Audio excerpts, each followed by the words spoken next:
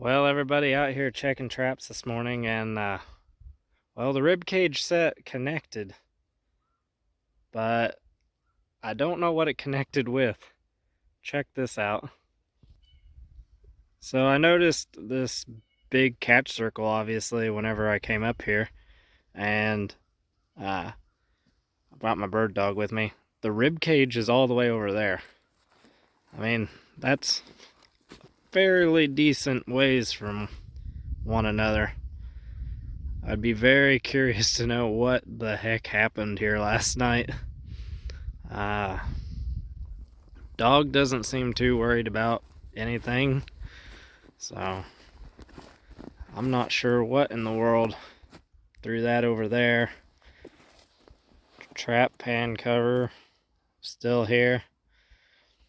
Let's see if we can see any tracks.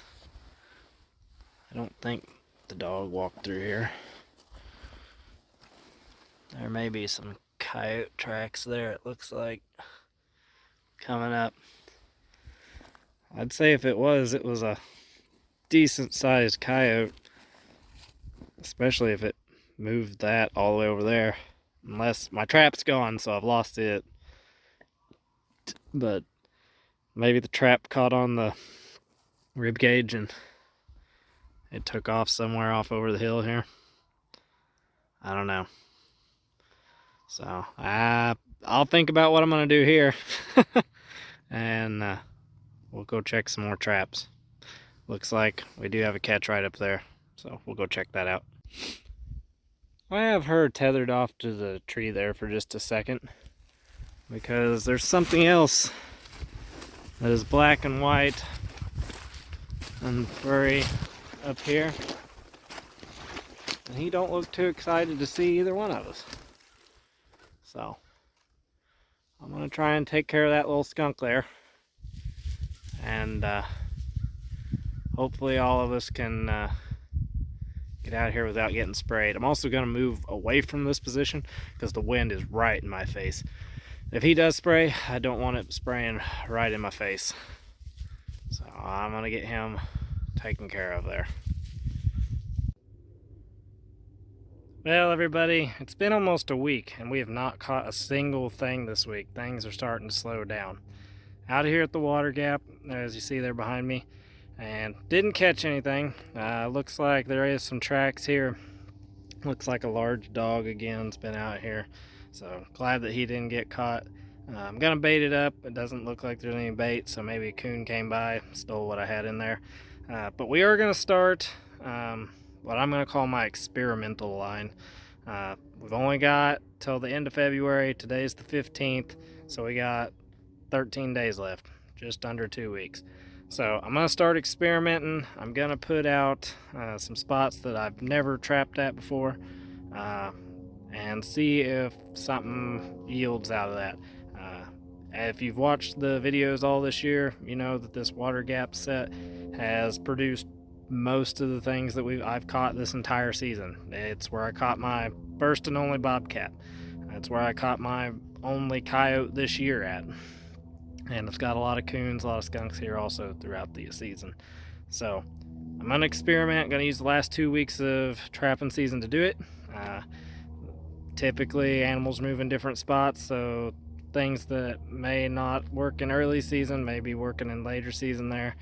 But it also kind of gives me an idea of what is moving around. So if something doesn't get caught there, I know not to really mess with it next year.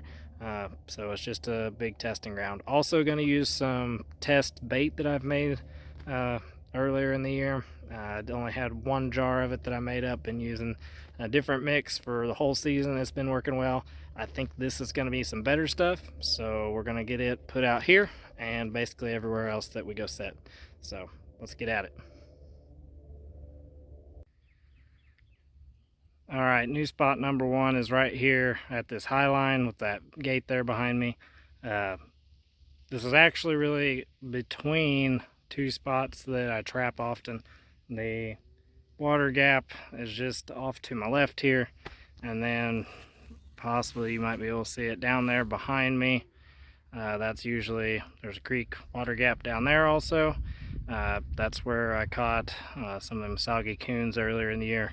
It's where I had the pictures of the 2 bobcats coming through, and it's where I had the bobcat come right up to my set and skirt around it. So I'm thinking that they're coming off this high point up here where this high line comes through. I think that they're going to come in by that gate there, and I think that we're going to give them the best opportunity is to hit them right as soon as they come through the gate and off this high line. So gonna try it out here and we'll see what comes of it. All right, real quick, wanted to show you, I tossed out some dog proofs. Probably can't see it, but there's one right there.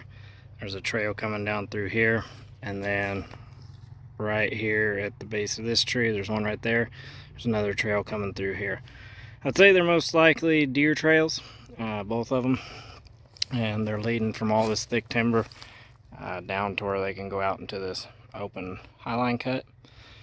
But there is a possibility that coon may come through here also, and if so, we want to try and pick him up. I know from trail camera footage there's a lot that come from here across, so maybe a possibility that he sticks closer to the wooded edge and falls into their traps. So keep those out, we'll see what happens. Alright, went ahead and made this set. This is ultimately the remake of the ribcage set. Now, it's not in the same exact spot, but it's really close. Right over there is the original spot. Ground's just too worked up. Still got a lot of moisture in it. Didn't feel comfortable putting it back in that same spot. But right there at the ribcage spot, there's a trail. That's why I put it there originally. And then right here is between it and another one that goes down off over the hill right there. So got that baited with the new experimental bait. I forgot multiple times throughout this season. I had a wing from my hen turkey that I shot in the fall. You can see that video on the channel here. But I did save some feathers off her. I meant to, and completely intended to use the feathers at sets throughout the entire season, and I just kept forgetting, never going back for them. And today I remembered, because we're going to change some things up, and threw out some of those there. So got it baited up, got a nice little piece of wood there to back it all, and hopefully we have some luck here. Hopefully we can catch whatever set off the original ribcage set. So gonna move on, put out a few more. Alright, got that little set there. The reason I picked kind of this open brushy location is there's a water gap right there. There's a lot of little trails, probably hard to pick up. There's one that comes right through here, goes out through there, and then there's a lot that comes across this fence out through here.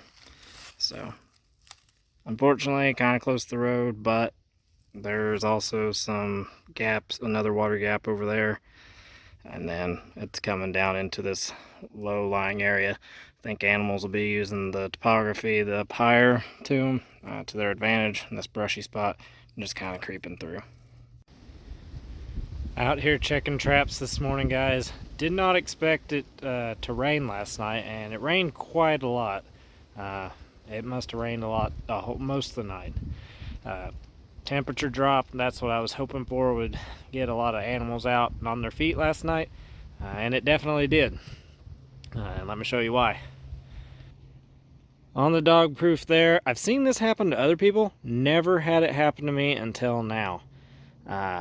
Looks like we had one come through here, got caught, and then he decided to scale the tree, and he must have got up high enough that his body weight was enough to pull him out.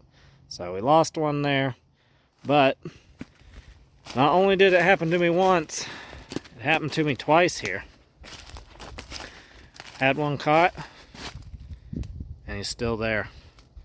So, guess we're gonna have to get him out of there and check some more traps. Well, everybody, I'm gonna leave it with you there for this one.